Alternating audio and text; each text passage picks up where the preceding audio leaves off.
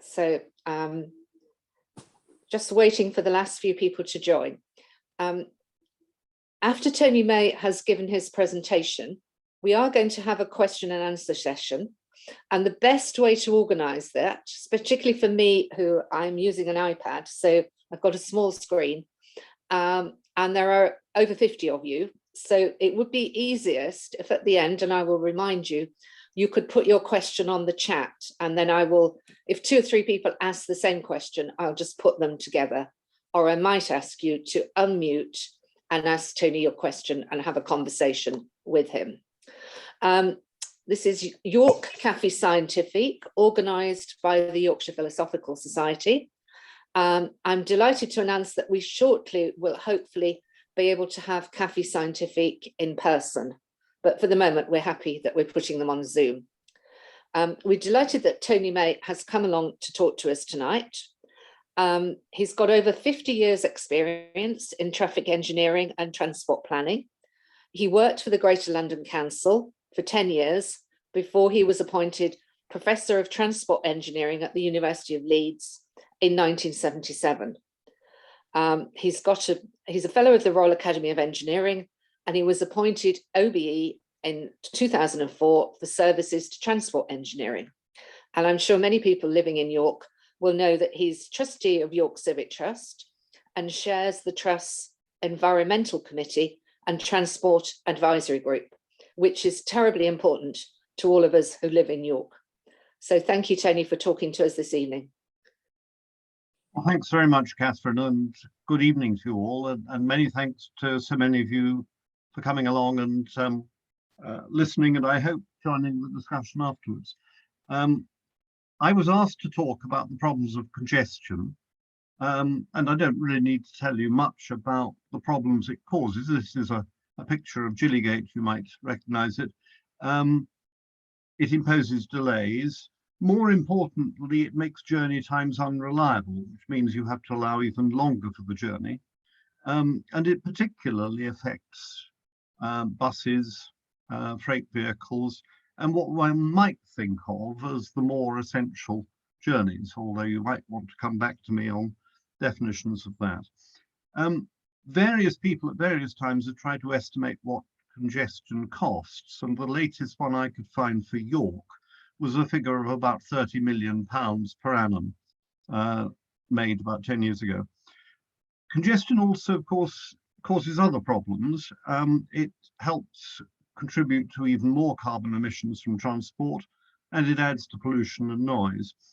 Not surprisingly, 90% of people asked last year considered it a serious problem. And here we are. These are the results of the Council's Our Big Conversation, which I'm sure you all answered back in June and July last year. Congestion at the top of the list, 90%.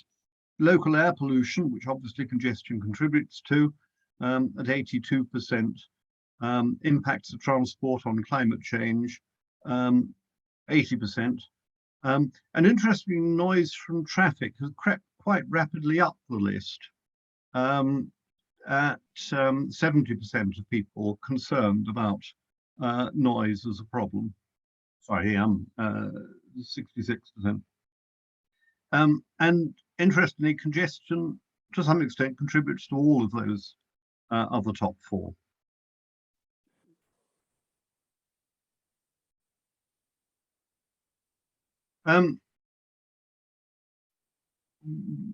We've just mentioned the work of the Transport Advisory Group, which I chair, and you may have seen from the press that we published a couple of weeks ago now our transport strategy for York. And we started this by asking a citizens' transport forum, which we'd set up, what they wanted York to be like in the future and what transport should be contributing. And in green towards the top of this slide is the forum's vision for York, and the transport policy objectives are listed below, and they saw the 3 highest ones as reducing pollution, reducing carbon emissions from transport, and reducing congestion. There are others in that list which I'll come back to towards the end of the talk. But how does congestion arise? Well, we're talking about urban transport here. You all experience congestion on motorways, and that process is a little bit different. But queues generally form when demand for using a road space exceeds capacity. And in a city like York, the capacity is determined by junctions, most of which have traffic signals. This again is a picture of the head of a queue in Gillygate. And the capacity at that signal is determined, and this little diagram at the bottom of the slide, which comes from a very old textbook, helps illustrate this. First of all, the longer the green time, the more traffic can get through straightforwardly. Secondly, every time the signal changes, it takes some time for vehicles to react. And the general rule of thumb, and this goes back to applied psychology, is that it's about 2 seconds for somebody to see the signal change and react and drive away. Then things like the number of lanes will be important, but crucially, this concept of the saturation flow per lane, the maximum number of vehicles per hour or vehicles per second that can get across the stop line. And that's determined by a number of things, which are listed there, but it's a very interestingly stable concept. I can remember when I first came into this subject area, the general rule of thumb was the time headway between consecutive cars crossing a stop line is 2 seconds, and it still is. So this is a very fixed concept, and if we want to increase the capacity of a junction like this, we have to find ways of providing more green time. But at the same time, economics comes to play in all of this. And the question I've asked at the top of this slide is, why do drivers put up with congestion? And this goes back to classic applied economics, microeconomics concepts of supply and demand. We've got here demand in vehicles per hour along the x-axis, and we've got cost on the y-axis, which we can think of as time spent. There are other costs like fuel and wear and tear, but the main cost is people's time. And as the flow increases, the cost of using that stretch of road goes up because everybody's being held up by vehicles around them. The travel time rises, and therefore so does the cost. But as cost rises, the number of people who want to use the road will fall. And you've got a demand curve here, which represents that. And very simplistically, this is the point A, where the last person who's prepared to drive is just prepared to accept the cost of driving. The marginal driver is just prepared to accept the actual cost of her journey. And that determines the actual flow that you will get on the road. So the actual flow in this situation is here. But as each extra vehicle is added to the traffic stream, this cost goes up slightly. And everybody experiences that extra cost. And so every new vehicle that comes into the traffic stream increases the cost for everybody else. And that gives rise to the idea of the marginal cost curve here, where the marginal cost is telling you how much it costs the community of drivers on this road for one extra car to come into the traffic stream. And this point here is the point at which the last driver to use the road is just prepared to pay the marginal cost of their doing so. And that, therefore, is, if you like, the system optimal flow.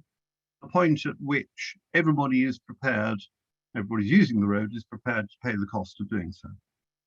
Now, I should say, this is a whole lecture's worth in a typical transport policy course, and I've gone through it in a minute and a half. So I'm sure you will want to come back to me on that, but it's a concept which we'll come across as we pursue the talk.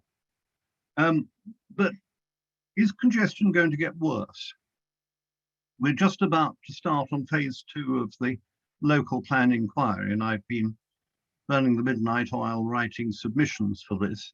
But if you look in detail at the council's local plan, which is talking about significant new developments by 2035, it predicts that as a result, travel times will rise by 30% and delays by over 50% as compared with now. And the red is under 10 miles an hour and the orange is 15 miles an hour and so on in this predicted map. In practice, we think that's highly unlikely because they've not taken account of the demand response I showed in the previous slide, but we'll put that on one side for the moment. But what will happen is that congestion will gradually spread to more of the network and to more times of day. So whether congestion gets worse, the overall cost will go up. So what can we do? Well, here's our demand and supply curve again for the first time. And the first thing we can think about is increasing capacity, building new roads or widening roads. And what they do is they move the supply curve in that direction so that it comes across here and you get more people traveling. And we can see this, you may recognize this as the Poppleton Bar roundabout on the Outer Ring Road. It was significantly improved in 2015, and within 20 years, within 2 years, the traffic flow through it had gone up by 20%. But as you can see, it's still congested. I took that photograph a couple of weeks ago, and you can see this pretty well every peak period you go there. And of course, road building is difficult, and some of you will have been in York long enough to remember diagrams like this, which were 4 or 5 alternatives for the wonderful new inner ring road that was going to be built around the city centre. And you can see quite what this was going to do. This one goes right between the station and the principal hotel. This one just goes in front of the principal hotel. Not surprisingly, despite the county council's enthusiasm for this scheme, it was rejected. The other end of the range of approaches is not to move the supply curve this way, but to move the demand curve that way by getting people to do other things. So there's actually a lot of things that people can do. One of the ones we've been particularly interested in our transport strategy is reducing the need to travel. And you can do that by providing facilities so people can travel, make journeys closer to home, shorter journeys. And this comes from Melbourne, but it's one of a number of concepts of the 20-minute city, where everything that you need on a day-to-day basis is available within 20 minutes on foot or by bike, or maybe by bus. And therefore, there's less need to use a car, and the amount of travel has fallen. And of course, as we know from the pandemic, things like working from home also reduce travel. You can still work, but you don't need to travel to do it. You can still shop, but you don't need to travel to do it. We can improve other modes. We can make walking and cycling and buses better. This is a photograph from a shopping street in London where there's not a car to be seen. And all of these move the demand curve in that direction. So the demand curve meets the supply curve down here and flow falls. There are other things we can do that aren't quite as straightforward as those two to explain. And the first thing one can do is to start managing the road network so it operates rather differently. And both photographs from here come from places in York where this is being done. The first is the idea of reallocating road space to this idea of more efficient modes. And this has been done for a long time. I remember working on some of the first experiments with bus lanes in London in the early 1970s. They allow buses to overtake the queues, but as long as they stop before the signal, so that general traffic can use that signal approach, they don't reduce capacity. What they do is get more person hours, more people past the stop line in a given time, so that the person hours in queues are reduced, even if the vehicle hours are not. So it's a queue jumping facility, if you like, but it's a queue jumping facility which allows more people to get by in a given time. And a very different sort of thing, and you will know I'm sure, the Groves experiment, which has caused a lot of debate and consternation, but is now being made permanent. Low traffic neighborhoods like this and pedestrian streets, as with our extensive foot street network, reduce the capacity for the road and they divert traffic. But there's some very interesting empirical evidence that suggests that around 20% of the traffic in the overall area affected disappears. Tantalizingly, nobody's quite sure how it disappears or where it disappears to, but as a result, these sorts of schemes, much as you might expect them to make congestion worse, appear to have very little adverse impact on congestion. But the whole question of managing a road network as complicated as York's is, needs an understanding of how people will reroute if you do introduce a grove scheme, or you do introduce new foot streets, or as we were advocating in the summer of last year, this is the Booth and Bar Junction, you reallocate road space so there's more space for public realm and pedestrians and tourists and enjoying the 2,000 years of history in this location, and less space for traffic. And one of our proposals was you might take Chilligate and limit it to buses and taxis and emergency vehicles, at least for significant parts of the day. But how would vehicles reroute in a circumstance like that? This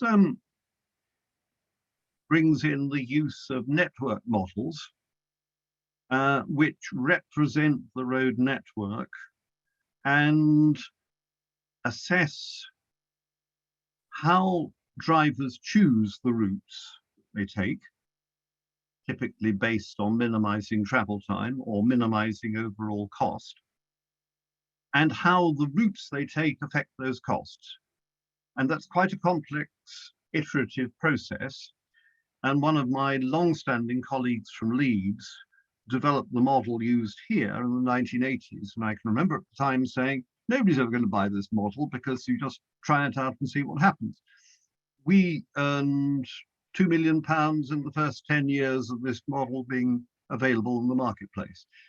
This is a representation of what happens when you do this.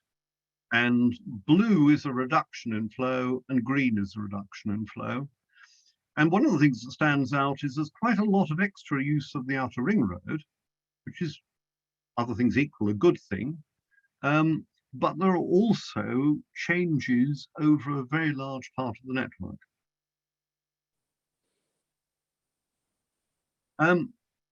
Another thing you can do with managing the network is not to remove the traffic, but to relocate the queues. And relocate the queues where they're less disrupted.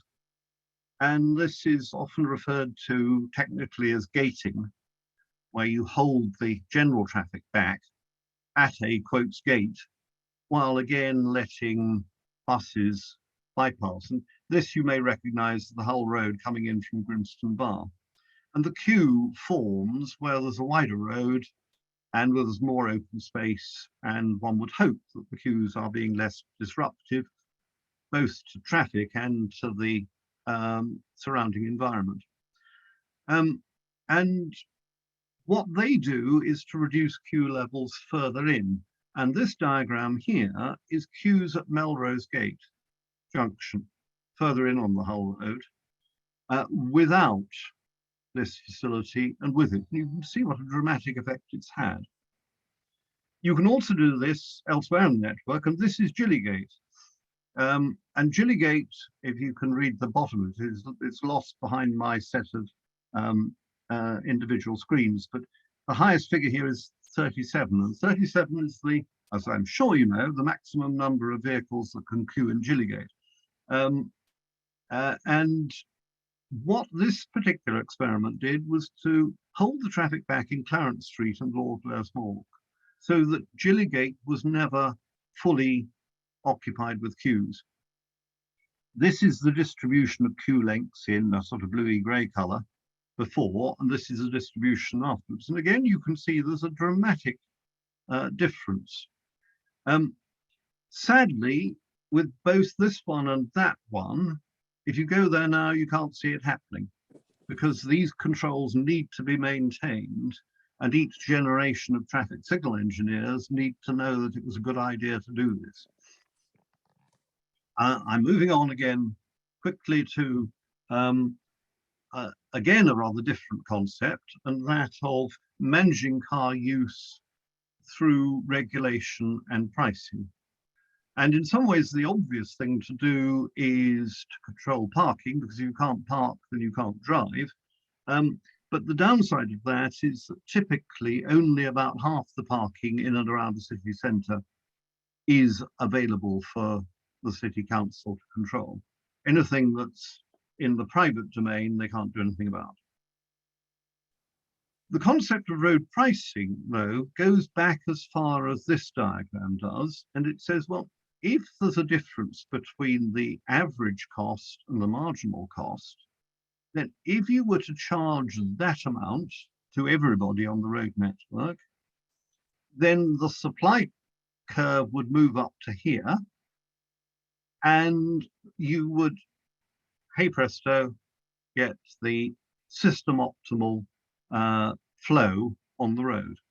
Only the people who were prepared to pay the cost of the congestion they caused would be prepared to drive.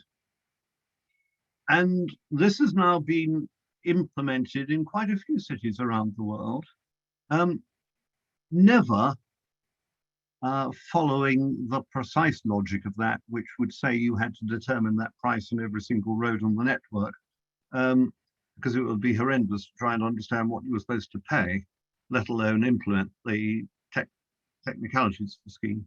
But in a city like Stockholm, which you may know, which sits on a number of islands, they introduced road pricing about 15 years ago now, and they got, just depending on the approach, that's an exception, and I can explain why later, but typically between about 15 and 25% reduction in traffic. And that's about that difference there on my schematic diagram. And it's about what was happening post the worst of the lockdown in 2020, but when traffic levels were still low. You may recall that there wasn't a great deal of congestion about, and that's why. And road pricing also has significant benefits for the environment. And here are some indications for 4 European schemes of how much reduction there was in carbon emissions, oxides of nitrogen, particulates. Much more recently, there's been a lot of interest in new technology, technology being the savior of anything you care to think of. And the first concept here is the idea of connected vehicles which talk to one another, and they talk to the road network and the road network controllers and vice versa.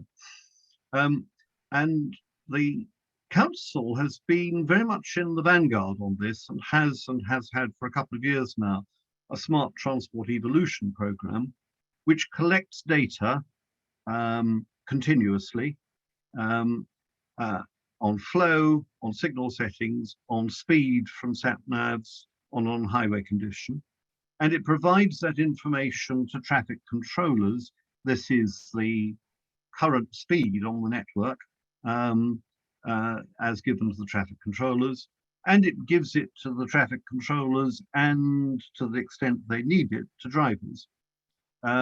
So, for example, this scheme will allow you to know if you're connected when the signal ahead of you is going to turn green, so you don't have to zoom up the road hoping it will. You know when it's going to turn green and you drive accordingly. And more generally to the public on congestion. And there's a lot of enthusiasm for this scheme. But will it reduce congestion? We don't know as yet, because nobody's really tried it out effectively. And the other area of great, particularly UK government enthusiasm, is for autonomous vehicles, which make the driving task safer and more comfortable. They actually reduce the time headway between vehicles, because it's the vehicle that's responding to the one in front, not the driver. So you've got that, you lose that lost time. And so miraculously, for the first time in 50 years, I can see ways in which this saturation flow might go up. And it also means that more people are able to use cars, because you don't have to have a driving license to sit behind a wheel and know that, or hope that, you're going to get to where you wanted to get to safely and quickly. But it removes the driving task, and that means that you can use the time in the vehicle for doing other things. So the so-called value of time, time spent wasted sitting in a car, goes down. And that may make car use more attractive. And that may in turn mean that fewer people want to walk, cycle, and use public transport. It might mean that people want to travel, live further out of York and travel further, because they can use that time doing other things. And even potentially more seriously, if your your autonomous vehicle just goes back home when it's delivered you to work rather than trying to park somewhere, then you've got twice the amount of traffic. So one of the last big research projects I did, and my colleagues keep telling me to stop, but was actually trying to understand what this meant. What the literature tells us is that you reduce this reaction time, so the saturation flow rises. And if all vehicles in the fleet are autonomous, then you might increase capacity by about 40 to 50%. But if only 40% of the fleet are autonomous, then it doesn't work so well. It doesn't work at all as well. You only get about an 8 to 10% increase in capacity. But the value of time could fall by somewhere between 5%, which is here or there, and 50%. You might react as though the imposition of your time spent was half as important as it now is. And you don't need to spend time finding parking spaces and walking to them, because either the vehicle knows where the parking spaces are and goes there, or it drops you and just goes back home.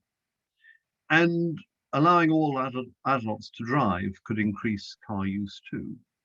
So what we did was to take a model we've got, and this is a systems dynamics model of Leeds, and say, if we tested all those impacts with a series of assumptions here, which I won't go through in detail, and looked at what might happen over a 30-year period as a policy instrument is introduced, transport system changes, it influences the land use system and back again, what might the result be? And this whole process of systems dynamic models uses causal loops, which look incredibly complicated, and this is only a very small part of the overall model. But each of the red bits is something that my colleagues had to, you can see English wasn't their first language, needed to add in to understand that process. So we put in these various additional assumptions, which you can tweak.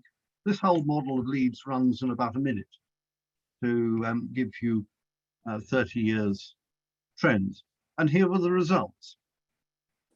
This is putting all of those assumptions in together. And we get car use going up. We get overall travel going up. This one here. We get public transport and walking and cycling going down. And interestingly, we get speed going down a bit. But of course, that's offset by the time spent in travel being less important to people. So if all those impacts were included, by comparison, by 2050 with having no autonomous vehicles, 40% increase, 39% increase in person kilometers, 56%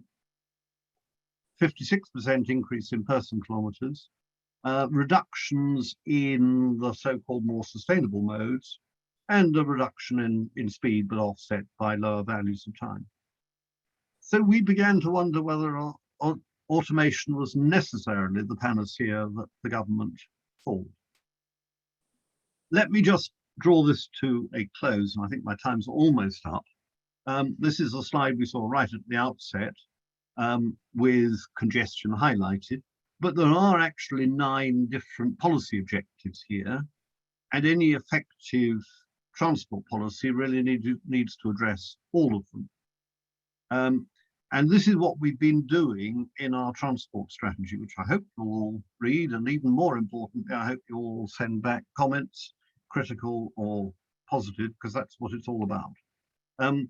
But this diagram comes from that strategy, and here are those 9 objectives.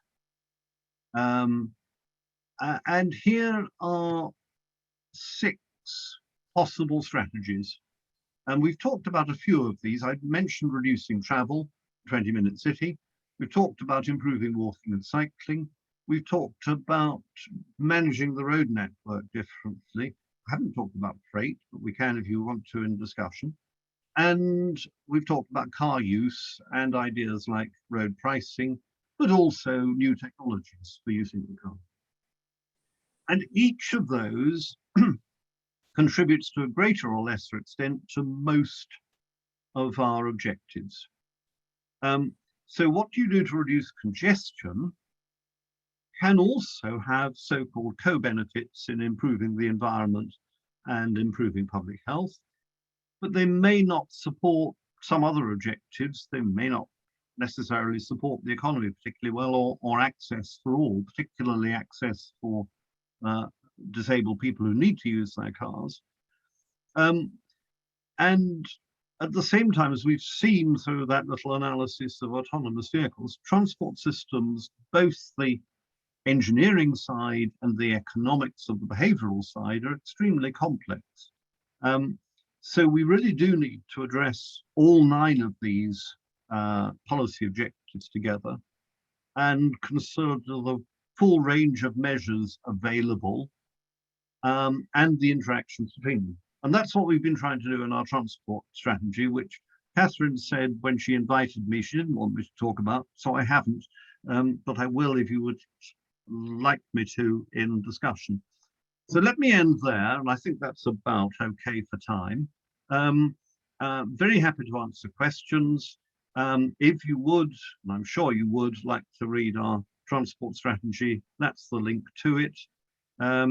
And there is a series of policy documents, one on each of those columns in that table on the last slide, which are also available on the Civic Trust website.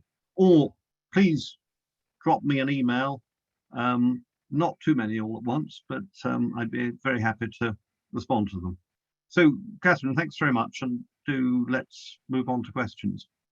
Yes, thank you, Tony. I'll make sure that our newsletter comes out in April, and I'll put this slide, the information from this slide, in the newsletter as well, so people have got it. We've already got a few questions. I'd like to start with Paul Thornley, who's got a bitter experience as a cyclist on Tadcaster Road. So Paul, I don't know if you'd like to unmute and ask your, or make your statement, really. Oh, yeah, I'm sorry, it's just a rant, really. When cycling all the way through York, Tadcaster Road all the way to Heworth, there are something like 10 sets of traffic lights, and I'm always stopped at almost all of them for a significant period of time.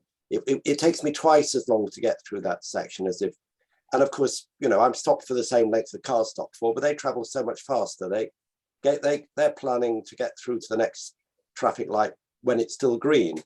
But of course, that doesn't happen to a cyclist. So the lights work for cars, but they don't work for cycles. And, you know, traffic managers ought to consider cyclists with a little more priority if they want people to do it. You want me to respond to that one, or should we take a few and then I'll come back to all of them? No, let's respond to that one because it's a bit different from the others.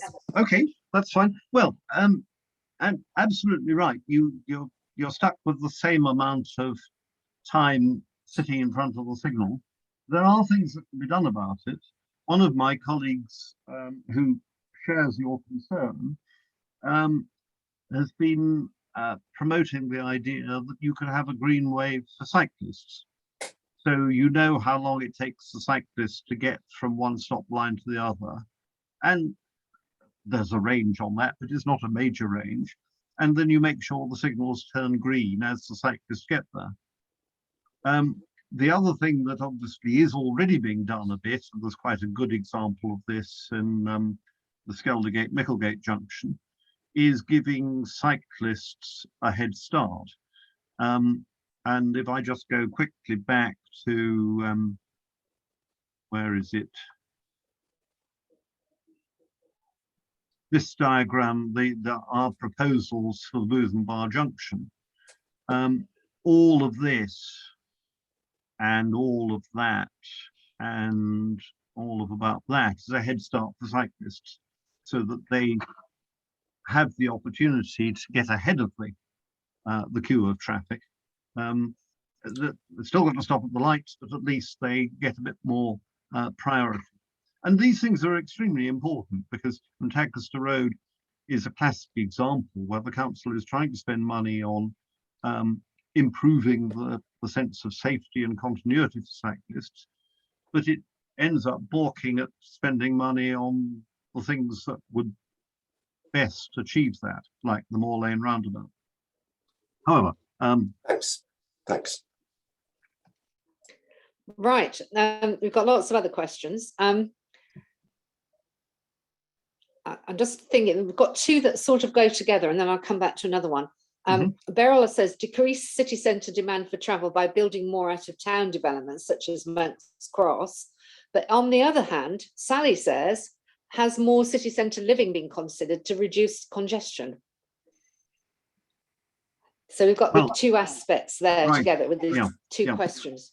Well, one of the things we've argued strongly in our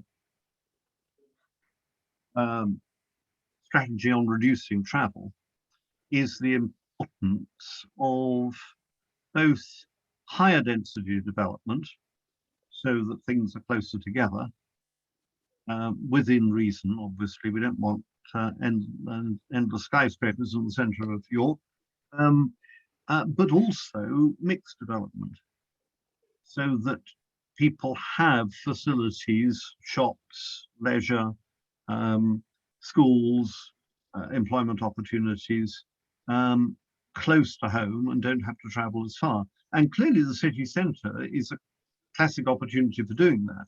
And if we could get more people into the city centre to live, then there wouldn't be the need for them to travel as far for their day-to-day activities. And we've been particularly looking at this, and it's one of the things I'm going to be talking about in a couple of weeks' time at the inquiry, to making sure we do that for the new developments on the outskirts of York. because if all that happens is that they become dormitory villages to commute to Leeds or even to travel by car into York, then we're making things worse rather than better. And there are interesting questions here about needing a critical population size in order to support the facilities which you then need close to home so you don't have to travel. But in many ways, the sorts of developments we've seen in Monk's Cross and Clifton Moor over the years are pulling us in the wrong direction. And if you move more activities up to Monk's Cross, it may cost less in land consumption and in rents, but it certainly adds to the costs of the transport system. Thank you. We've got about 3 different aspects of autonomous vehicles. So I'm going to just put these together and then you can perhaps answer. So George wants, says, please could Tony comment on the road deaths caused by autonomous vehicles in the USA? So that's point number 1. Paul Thornley, who's been asking about cycling, asks, why only adults driving autonomous vehicles? Would children be allowed to travel by themselves?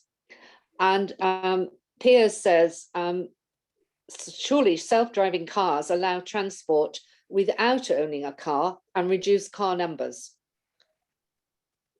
Right. So there's well, different aspects, but all very interesting points. Three very good questions on the topic. I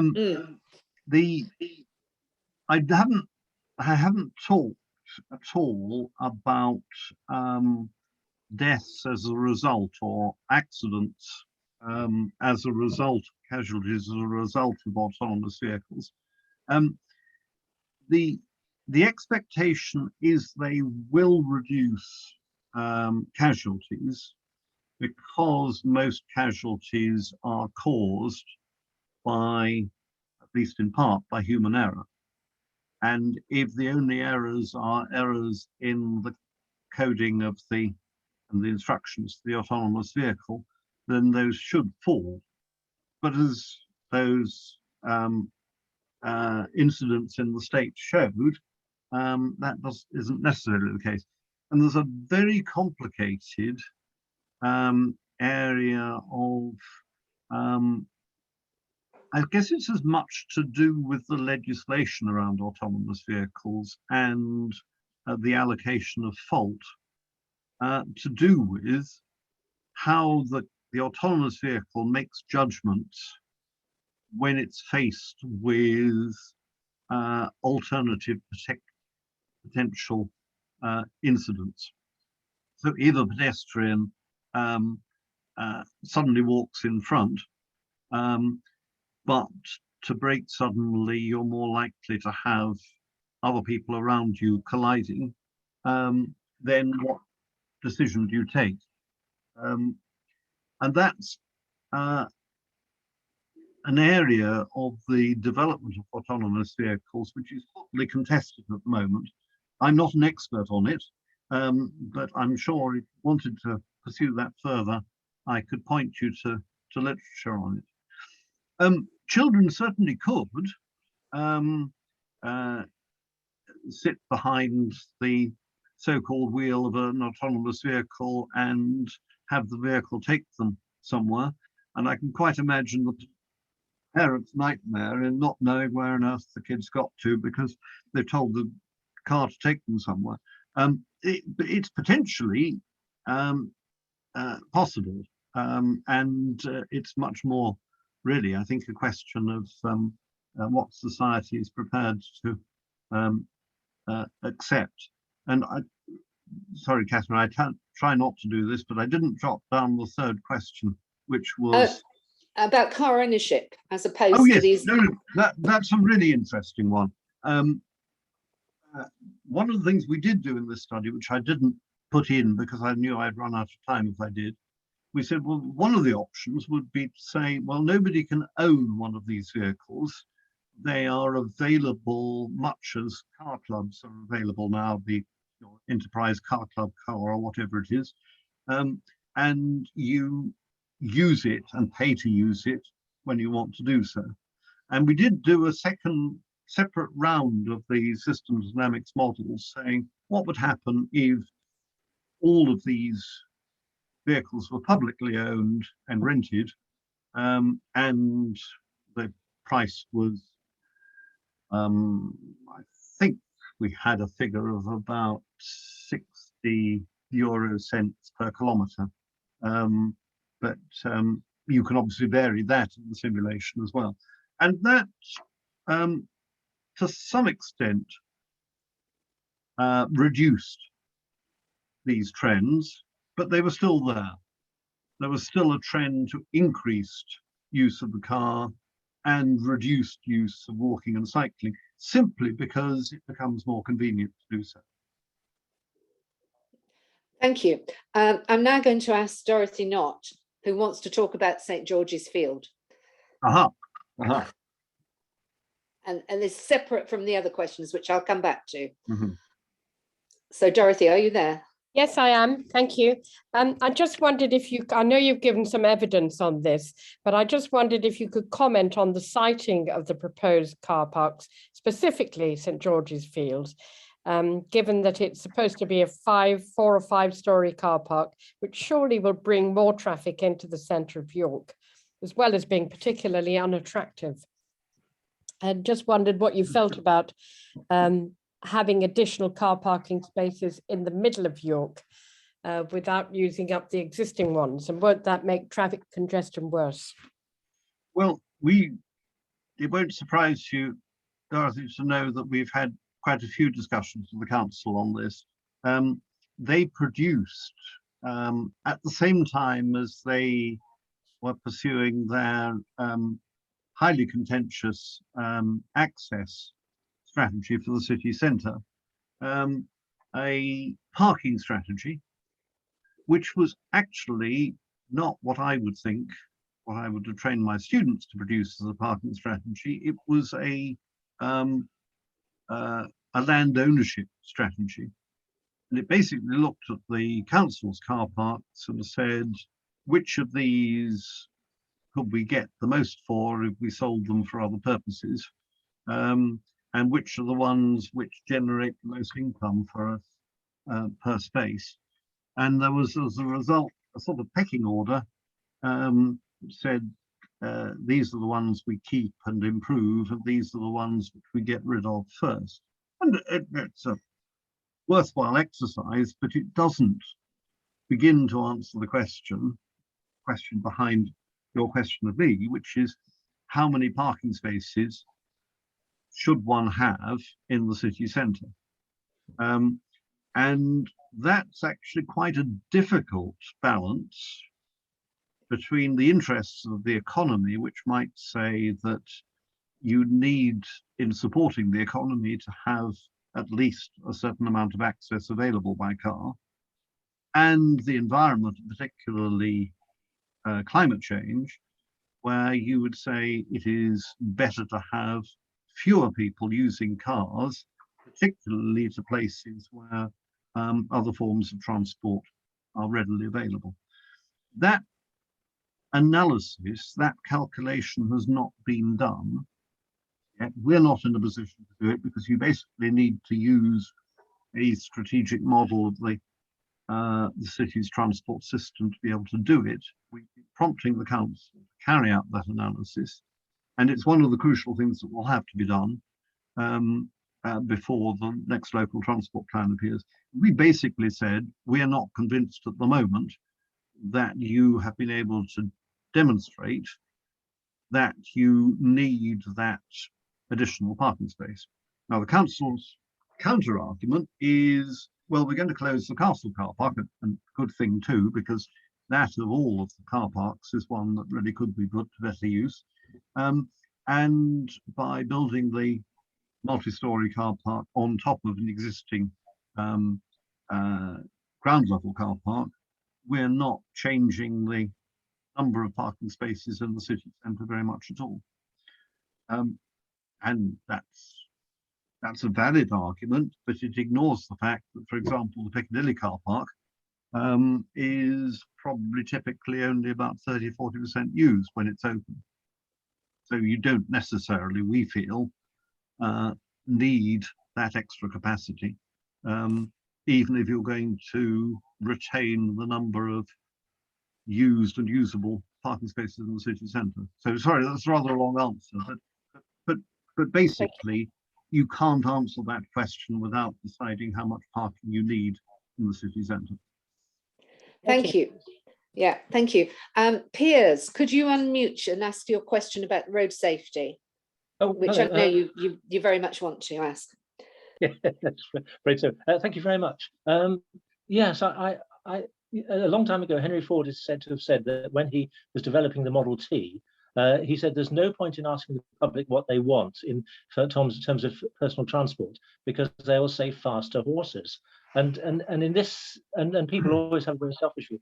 So what I'm asking is, surely killing people and maiming people on the roads should take priority over people's wishes to pay less for parking to get there quicker and things like that. So that's really the first part of it. The second part is, you could, for autonomous vehicles, have an autonomous vehicle only zone in the centre, because they only work when they're surrounded by other autonomous vehicles and not other people trying to override them. And you could make bus travel in the centre easier and therefore cheaper and therefore much more attractive, particularly if they're overtaking everyone on the inside lane in the busing. So I think safety should be a high priority, even though if you ask a questionnaire, it doesn't come out to be a high priority. Thank you very much. Yes, it is quite interesting when you. I'll just go back to that our big conversation slide. Sorry, it took me a little while to get there. There we are. Danger from traffic is the safety one, and it is right about the middle of these. And in a way that's a bit surprising, because certainly if you talk to people who cycle, danger on the road, perception of danger, the awareness of near misses, and it's quite horrendous when you look at the figures for the number of near misses that London cyclists record in a week, let alone a year. It's a bit surprising that isn't further up. And in a way that's important, because the priorities in this list do to some extent determine what you do. But if I just scroll right back to the other end of the that diagram there, says that there are actually quite a lot of co-benefits, and what you do to improve safety will also help improving health, reducing congestion, reducing carbon emissions, and so on. So it doesn't necessarily need to be safety or environment, safety or access. In many cases, it's safety and that's really, I think, the outcome that we ought to be looking for. Autonomous vehicles in autonomous vehicle only zones, and that's a very interesting idea. Milton Keynes is in the vanguard of experimenting with these vehicles, and that's the sort of thing it's doing, having areas where you can use autonomous vehicles and not others. And some of the early experiments, I went to a very interesting one in La Rochelle 5 years or so ago. They had a little community sticking out into the harbour, which had one point of entry to it, and they were able to play with autonomous vehicles to their heart's content on that, because you didn't have non-autonomous vehicles, and the pedestrians who were there knew they were around. And they were actually experimenting with them as autonomous small public transport vehicles. So there was an added benefit there. Thank you. We've got quite a few other things, so some of them I'll read rather than asking people to unmute. But John Gillan asked one a while ago, actually, it's an important one. What role does the road user hierarchy play in which pedestrians are the most important road users? Sorry, play in your calculations. Well, thank you for that, because that was a slide I took out of this presentation, and I thought it was getting a bit long.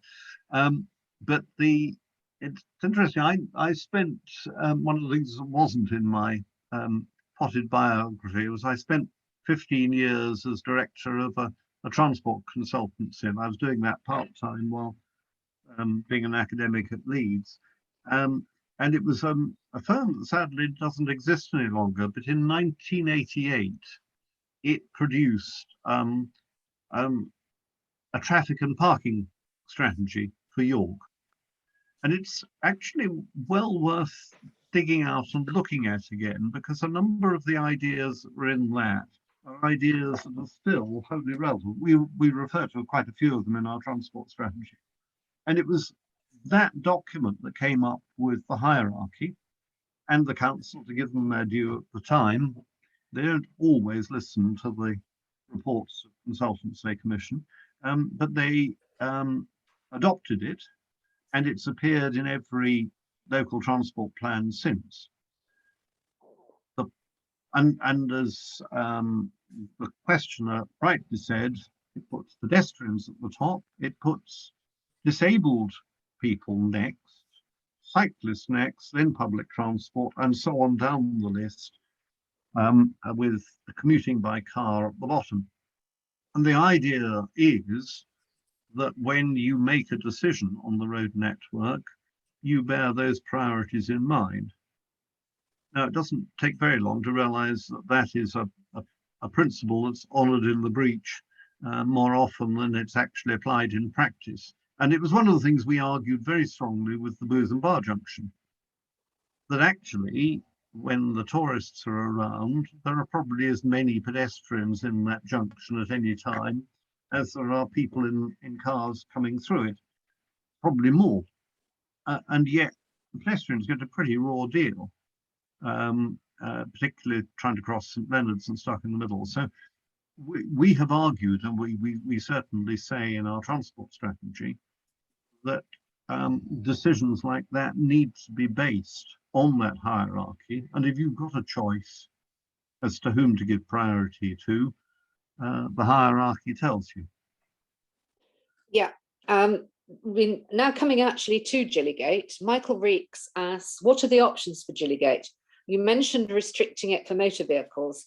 Is flow in only one direction at a time possible? I just want to add something there that I know staff who work at the hospital and live in Acomb. A big problem with some of this. But anyway, Gillygate. Sorry, that was just me adding something there. Yeah, no, and you're perfectly entitled to add things like that. Let me just go back to, there we are. What we did with this, in the background to it, this is my public realm colleagues' redesign of the area, and you can see that there's a lot more space given to pedestrians and public realm. There's much more space for crossing the road, so there's continuity across here to Booth and Bar, and so on.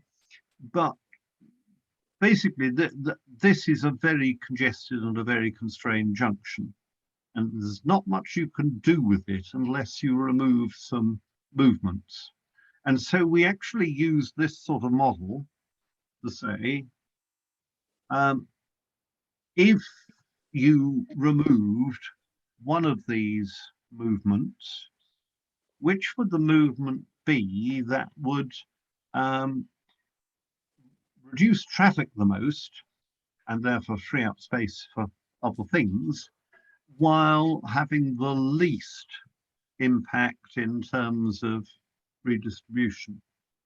And a bit to my surprise, it turned out that Gillygate was the one that was better restricted, and it's partly explained by this because Gillygate down here is used a lot by people who come in this way and then go around the city centre and go in there, or come down here and go around it and come in there.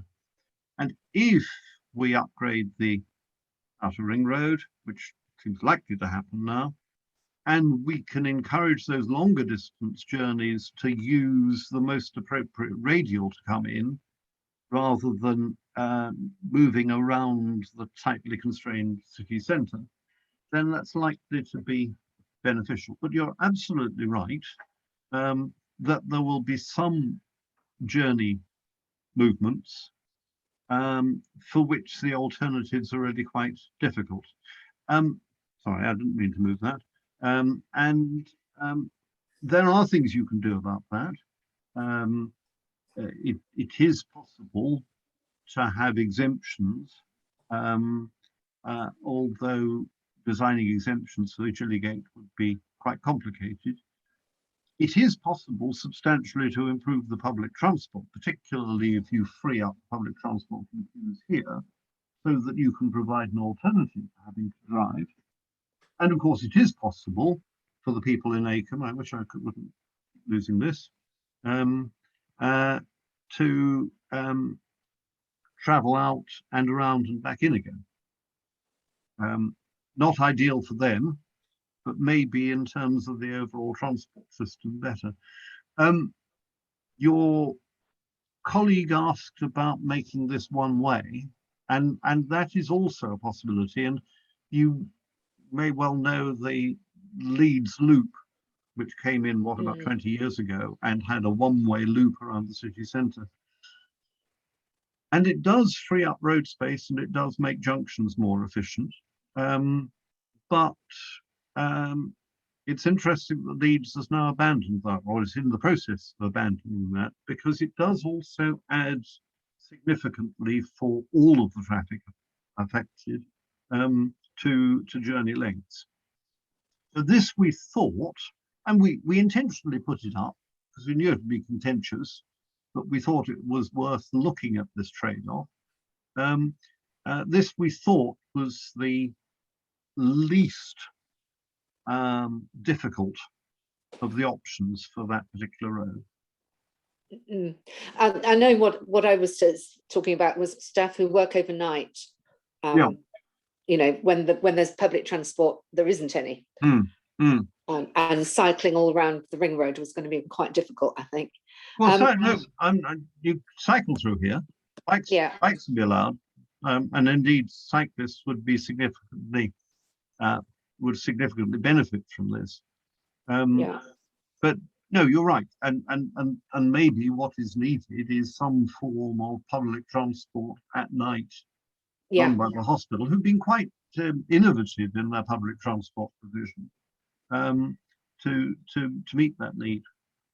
The other possibility is, which we did look at, Bootham Row is just up there, make use of that car park for people who need to get to the hospital, because once you're in the car park, it's only about a 10-minute walk to the hospital. Just aware that there's a few people I've avoided that probably wondering if their question's ever going to be asked. Andrew Jones is asking about the use of, sorry, I've lost chat for a moment, a use of electric bikes and scooters and things like that. Let me just find the actual question. Oh, do you want to ask it, Andrew? I've lost it for the moment. Okay, yes, I was just interested, Tony, in that you've highlighted how complicated and difficult all this stuff is. And what's more, we're living in a changing environment. I've been shocked and surprised and impressed by the growth in the number of these people taking on these electric scooters. Quite a lot of people are commuting to work using them. It's not just tourists having a quick romp around the city. I know it's a contentious area. Similarly, the number of mobility chairs, electric powered chairs for people who've lost the ability to walk, those seem to be very popular and growing. And electric bikes are meaning that bicycling is becoming a much more attractive way of traveling than when you have to struggle to push the pedals all the way around. All these things seem to me to be, useful indicators for society embracing and wanting to see progress, change, and improvements. Yeah, and I put this slide back up because I covered all of that, Andrew, and apologies for doing so in the one word cycling. And obviously providing e-scooters is providing, if you like, a form of cycling, is closest to cycling, as an alternative to walking or using the bus or traveling by car. What we, I'm wholly with you that, well, first of all, I think TIER as the operator has been absolutely excellent in the services provided. We see very few of the problems that other cities around the UK seem to have had with e-scooters. And they do seem to have grown in usage and in the types of usage significantly. My one gripe with them, and it's an argument I was always putting to my students, is if ever you introduce an experiment, measure it, monitor it, see what happens, understand what changes it has. And what we don't have at the moment is evidence on what the people using scooters were doing beforehand, whether they really are coming out of cars to use scooters, or they're coming out of buses or conventional bikes to use scooters, or even not walking and using the scooter. We don't know at the moment, and my guess is some of this is beneficial, but having a bit more evidence would help. The e-bike is a really interesting development because York, as we know, is in the main flat, and it's reasonably compact. And whereas cycling from Strensall into the centre of York on a conventional bike might be a bit too much for quite a few people, travelling on an e-scooter could well be quite an attractive alternative to, or an e-bike, quite an attractive alternative to driving or even getting the bus. And we do say in our strategy that those are areas, those are aspects of the cycling offer which need to be applied more effectively. But just behind that comment is an interesting, more general reaction. One of the things, if you look back over the last 20, 30 years, is quite how many innovations there have been in transport, how many more ways of traveling or doing things other than traveling we have available to us now that we didn't 20, 30 years ago. And e-bikes and e-scooters are but two of them. Right at the beginning, actually, John Bibby, I wasn't ignoring it, John. John Bibby asked about congestion by time of day, which I think you did in one of your early slides say something about, but he wanted to know, is there scope for reducing congestion further by encouraging off-peak travel? Well, I did touch on it just I thought you very touched on briefly it there. Yes, I mean, and another comment on what I was saying to Andrew is you get a number of innovations in transport over the years, and quite a few of them don't actually come from the transport planning community. And spreading the peak for employment, though some of you may remember the dire economic straits we were in the mid-70s, and how there were restrictions on increasing salaries and wages, and employers were looking for other benefits to keep people working for them. And one of the things that came up very strongly then was flexible working hours. You couldn't pay people more, but you could give them the benefit of flexibility in order to keep them with you. And a lot of employers introduced flexible working hours in the 1970s, both here and in the States. And they tended to take bus operators and also transport planners by surprise, because they weren't expecting this to happen. And therefore, there wasn't a great deal of monitoring early on as to what happened. But there were significant benefits, particularly for public transport operators who no longer had to provide the peak of the peak service, the journey that one bus would be needed for, and then it would only needed again in the evening peak. But The difficulty with congestion is that if you go back to my my simplistic economist diagram, what you're doing there is you are moving the demand curve in the peak that way. And while you do that, you will have less congestion. But it's very easy then for other demands to appear and for the congestion gradually to creep up again. And that seems to have been what's happened, that the peaks have remained congested and the shoulders of the peaks have gradually got more congested. All of that's changed a bit in the last couple of years. And what we now find is the morning peak is still less congested than it used to be because fewer people are commuting to work. But the evening peak, if anything, has got worse and more extended because more parents are feeling they need to drive their kids to school or from school.